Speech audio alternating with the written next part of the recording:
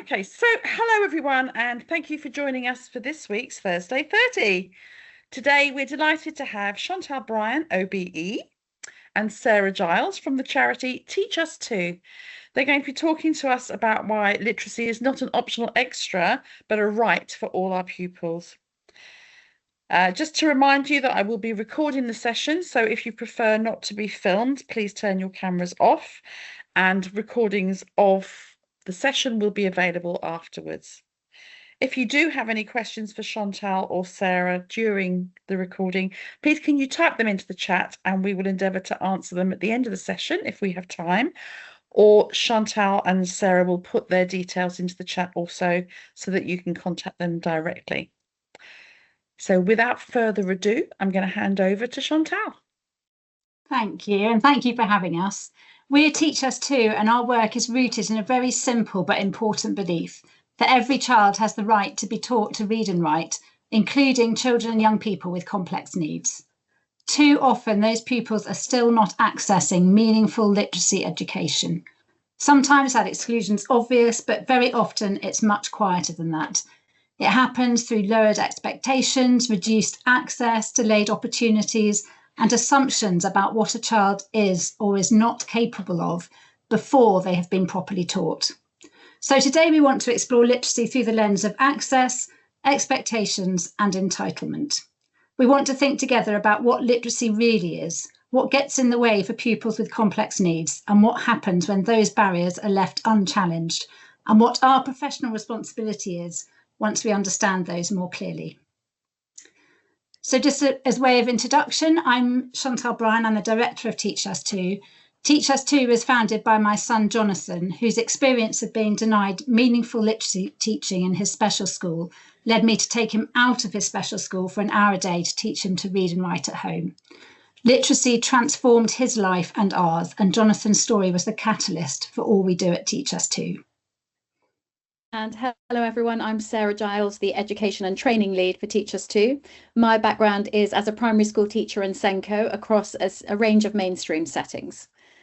At the heart of Teach Us Too is Jonathan's story. His life and work have helped to expose what sometimes happens when profound disability and communication difference are mistaken for lack of literacy potential. His story reminds us that for many children, the issue is not an absence of ability, but an absence of opportunity, access and belief. And that's the challenge that we want to think about today. Teach Us Too was founded by Jonathan, so we will begin with a few words from him.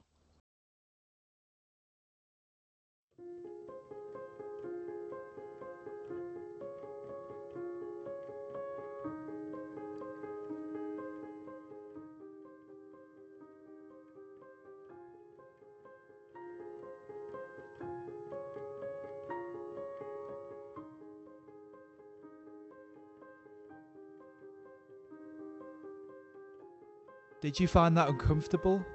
Perhaps you wrote disabled or wheelchair user. You may have non-verbal written down. You are right.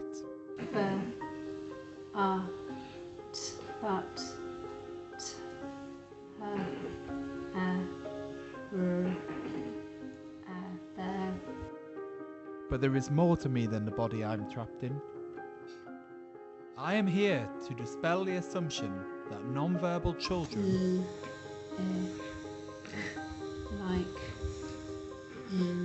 me are incapable of learning to read and write. When I entered the education system, I was labelled as having profound and multiple learning disabilities and enrolled at a special school. At first I enjoyed my time, making new friends and having fun with my lovely teacher, who made lessons engaging, varied and entertaining. But can you imagine being stuck in a reception class, but without the teaching? Aged 5, aged 6, aged 7.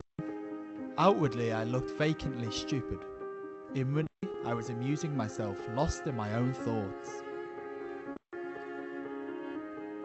When my peers were starting year 3, I was taken out of my special school for an hour a day to be taught by my mother to read, write and do basic maths. I tried using an eye gaze computer, but it couldn't read my eyes very well, but my mother and carers could. My access to learning was found. Initially, The progress was slow, but I haven't looked back since. By year 5, 2 years after I started literacy and numeracy lessons at home, I had caught up with my peers and went on the roll of my local primary school. Being able to read and write has totally transformed my life. Now I can communicate exactly what I want to say. My relationships have been renewed as I can hold conversations with family and friends, and there is new life in my free time. I should not need to tell you this story. My story of learning to read and write should not be unique. When you next meet a child with PMLD, please think, has their access to learning been found? How can that access be used to teach them to read and write? As professionals, you have the power to start breaking down the assumptions that yoke children like me. Use it well.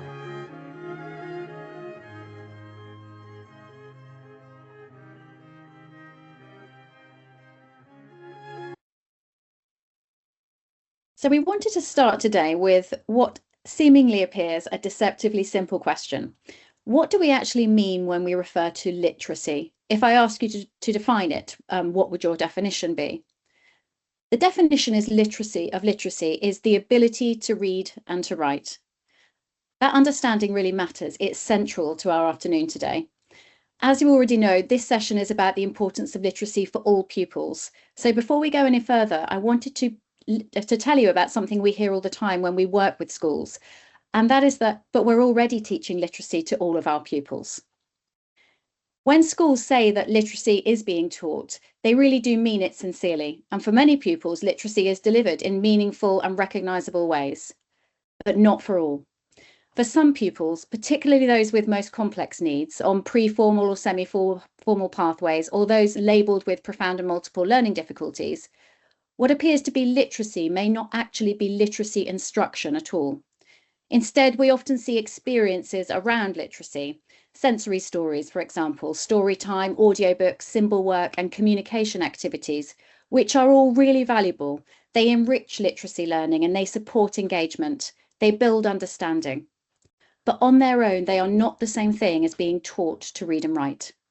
And that distinction really matters, because if we broaden the definition of literacy too far, we can begin to feel confident that literacy is happening for all pupils, when really some pupils are never actually being taught literacy in a meaningful, progressive way towards independent reading and writing at all. Often because they are seen as not ready, or maybe even never ready. To understand it more clearly, we need to move away from these binaries, from literate and not literate, or ready and not ready, to the literacy continuum. Literacy is developmental. It's a continuum that begins at birth and one that everyone sits on somewhere. Children don't suddenly step onto this continuum at the point at which they start school. And if we only look for conventional literacy behaviours, they arrive with different experiences and different exposures and different foundations, because they don't all start at the same place. But if we only look for those conventional behaviours, we risk missing those really emergent early literacy behaviours that show us where to teach at the beginning. The reason that this often happens is due to the barriers that children with complex needs face. And the issue isn't that the barriers exist, but the issue is that their effects are often misunderstood. A child may appear passive or disengaged, resistant or not ready, but what actually we may be seeing is the impact of the barriers that make literacy harder to access, harder to participate in, and harder to demonstrate. This slide shows some of the most common barriers. Communication. Without a reliable way to express understanding, competence is much harder to see. Physical access and motor demands, books, tools, and AAC and positioning all matter. Cognitive load and working memory. Overload often looks like a pupil isn't coping. Regulation. Distress, fatigue, and anxiety all reduce capacity to engage with learning. Sensory needs. Environments can either support or overwhelm pupils to engage. Opportunity and experience.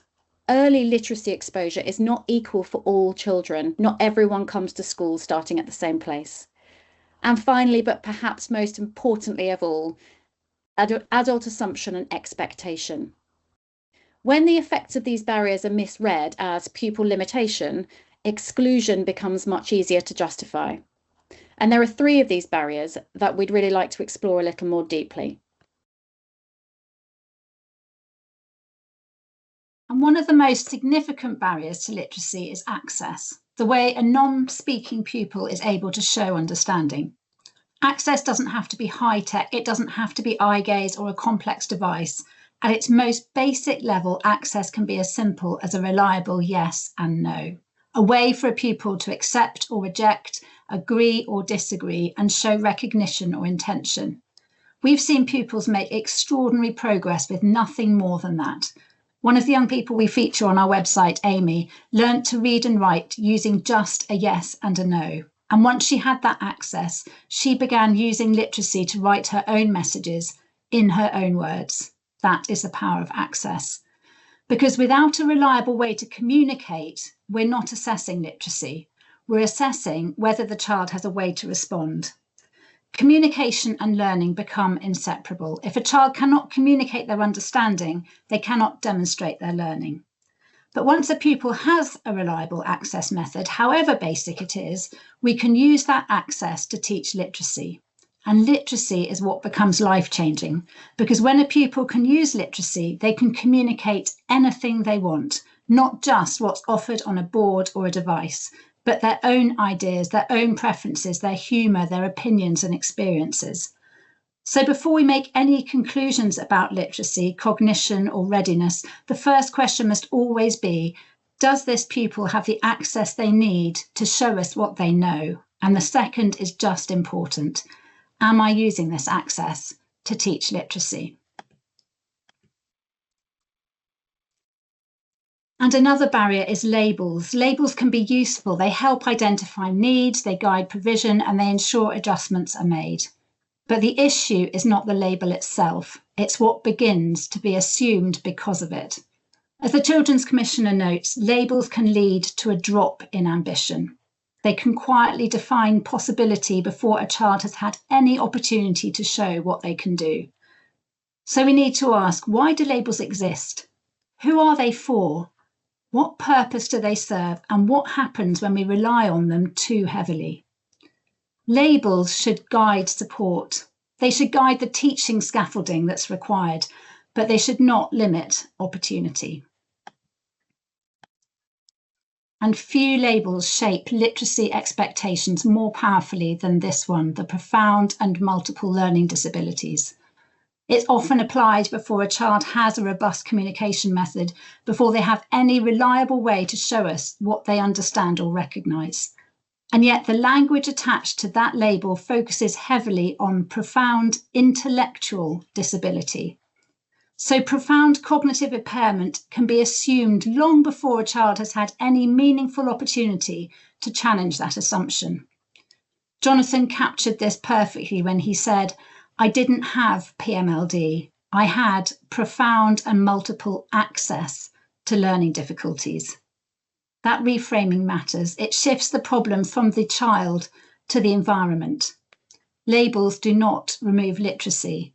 The assumptions behind them do. And environments communicate expectation. On the right of this slide are photos from a preschool and early years classrooms. The top right is a local preschool near me for 2- and 3-year-olds. None of these children can read yet, but they are expected to become readers. And the environment reflects that. Print on the walls, there's books within easy reach. You can't see all of it because I wasn't able to put the whole photo on, but labels, signs, text everywhere they look. On the left, images from classrooms for pupils labelled with PMLD. The bottom right photo is from a company that specialises in creating these spaces.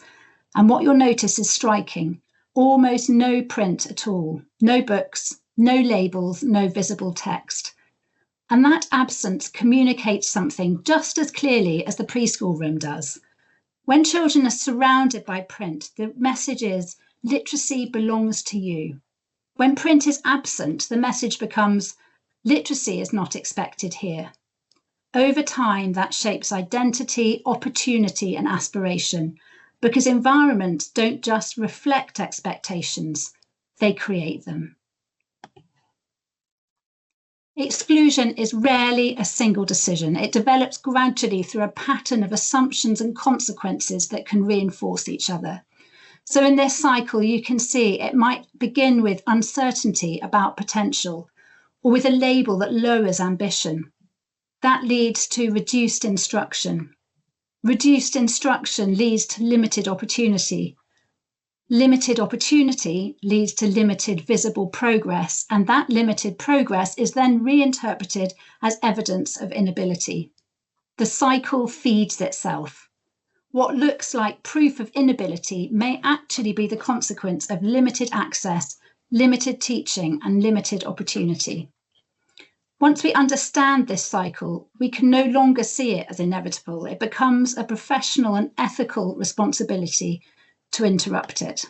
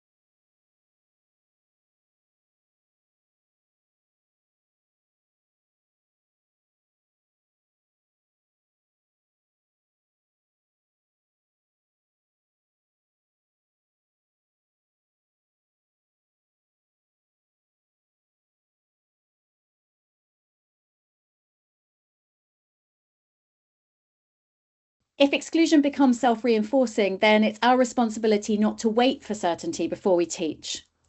The least dangerous assumption, which you may well have heard of, tells us that in the absence of conclusive evidence, we should choose the assumption that carries the least dangerous consequences for that pupil. If we assume inability and we are wrong, the harm is enormous. If we presume potential and we are wrong, we've offered opportunity, but we haven't harmed. Presuming potential doesn't mean ignoring complexity or ignoring the barriers. It means refusing to let that uncertainty become an excuse for inaction, and that uncertainty leading to reduced opportunity and therefore that self-reinforcing cycle that Chantal showed you before. Our responsibility as professionals is to teach in ways that allow possibility to emerge. We have to accept that that responsibility belongs to us, not to the student. And we shouldn't be waiting for them to demonstrate that they can do something before we offer them opportunities to learn how. Next, please, Chantal.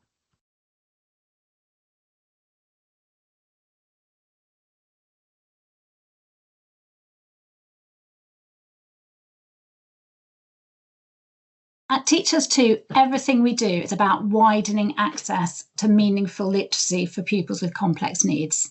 We work with schools, families and professionals to build the confidence, knowledge and practical tools needed to make that possible. We support schools through professional development, through whole school CPD, on-demand workshops and online training. We have our progressive framework for inclusive literacy education, hopefully being released in time for September, which we also offer resources, guidance and ongoing support, both through Teach Us Too and through an alliance which we established with multiple organisations earlier this academic year. Our aim is simple: to ensure that every child, whatever their label or setting, has access to meaningful and progressive literacy teaching. We started with Jonathan's story, so I think we'd like to end now with a poem, Chantal. So we could go to the next section.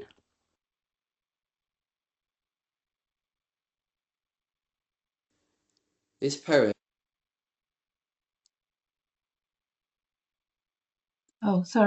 is my experience in the classroom of having no access to a literacy curriculum due to the label PMLD.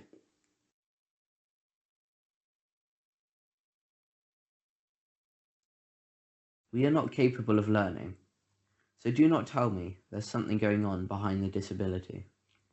Treated as useless handicaps, minds with nothing in there, tragically stuck in a wheelchair, disabilities visibly crippling, just incontinent and dribbling. We are not academically able. You should make our minds stagnate in special education. We cannot learn to read, learn to spell, learn to write. Instead, let us be constrained by a sensory curriculum. It is not acceptable to say we have the capacity to learn. School should occupy us, entertain us, but never teach us. You are deluded to believe that our education could be looked at another way. But this poem is also my vision of what is possible in PMLD classrooms, where access to the curriculum is concentrated on and used to teach pupils. It is a reverse poem. Here it is, read from the bottom up. Our education could be looked at another way. You are deluded to believe that school should occupy us, entertain us, but never teach us. We have the capacity to learn. It is not acceptable to say, be constrained by a sensory curriculum. Instead, let us learn to write, learn to spell, learn to read. We cannot stagnate in special education. You should make our minds academically able. We are not just incontinent and dribbling, disabilities visibly crippling, stuck in a wheelchair, minds with nothing in there, tragically treated as useless handicaps. There's something going on behind the disability, so do not tell me we are not capable of learning. Thank you very much. I think we now have some time for questions, if anyone has any questions they'd like to ask us. Thank you. That was really moving. There's no questions as far as I can see. There's a comment though. Mary was saying exactly what I was just thinking, that this poem is just so powerful. Very, very clever. Really powerful. Does anybody else have any other questions that they would like to ask to Chantal or to Sarah? I've noticed that you have popped your details into the chat, so if anybody thinks of anything later on and would like to get back to them, please do. But I On could the also screen just at the moment, I was going to say on the Sorry, screen go at the moment as well, just for ease of access, there's two slides. If we leave this one up for a moment and then we'll pop the other one up. But these are some of the things that we spoke about through the presentation, but you can find more information about our website. The QR codes should take you directly to the right pages. But Transformational Tales is a young people's project that we're running to gather the voices of young people about what being able to read and write means to them. And so if you've got students who you think might enjoy telling us and sharing that information with us, we'd absolutely love to hear from you. As I mentioned, we have established an alliance for inclusive literacy. There are two ways to join that. So you can join as a member organisation, or if you're interested to just keep up with the work that we're doing and would like to be involved in the community side of it, you can become a community member. That QR code takes you to the Alliance website. The profile, I can see that Natalie has just asked about profile. So profile is a work in progress. We're very close to being able to produce it. It's an inclusive framework for literacy across all for use across all settings with all pupils from the very beginning right the way up to Key Stage 4. So hopefully really useful within your settings to be able to plan, monitor and assess exactly where students are and how much progress they're making. The QR code there takes you to a form where you can register your interest. It will be on a very nominal membership basis just to cover our administrative costs and also to build community around it. And we are very hopeful it will sit on both B squared and also on evidence for learning. We're just in the process of doing that. And can you put the other slide if I on, go back to the next one, yeah. So the other thing that we've got coming up very shortly on the 30th of April is our Inclusive Literacy from Principle to Practice Day. We would absolutely love it if you would love to come along. It's at Swiss Cottage, and it's going to be a really fantastic day with lots of different speakers talking on this topic.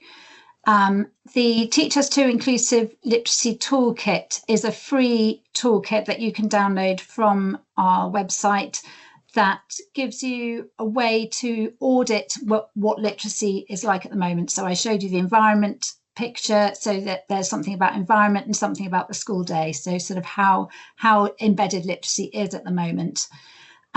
We sponsor training. We haven't got much actual live training coming up this term, but we've got lots of our on-demand training. So that code takes you to that. There's lots of different ones in there. The one that's showing is developing access to literacy. There's also developing access to reading, access to writing. There's something on alternative pencils and predictive writing charts. And then this QR code at the bottom, the whole school CPD. Sarah and I present presentations a bit like this to schools and to trusts. We do it to schools for free. So if you'd like us to come along to your school and give a presentation on why literacy is important for all pupils, particularly those with really complex needs, we'd love you to be in contact with us. That is completely free, and just get in contact with us through the website, and we can arrange to do that, mostly over Zoom. But if you happen to live somewhere in Wiltshire, we might be able to do it in person. We do love doing things in person. We just don't get much chance to do it.